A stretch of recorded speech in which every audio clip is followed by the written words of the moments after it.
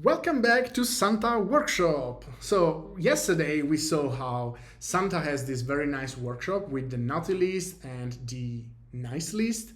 And the problem yesterday was that we were not showing anything when you clicked on a new tab. So when you click on a tab, the active tab was not showing, and we fixed this with state.eager, but we can do better. Now, I don't know if you know about this, but in SvelteKit, when you hover over a link, we kind of assume that the user will click the link and we start fetching the load function, so that if you have to access something like the naughty list and it takes 2 seconds, when you hover over the link, we start prefetching that. Now, obviously, we can't really do that here, because the reason we can do that is that we start fetching getKids when kind changes. And so if we don't change kind, we can't start fetching kids.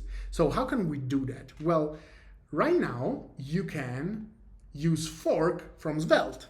So if you use fork from Svelte, what you can do is that you can pass a function, and whatever state change you do inside fork will not actually apply. So it will start rendering in an off-screen DOM, but it will not actually apply to the current DOM. So what this allows us to do is that everything that it's fetching, like this, will actually start fetching before the DOM is actually rendered. And then you have everything that changed inside this forked.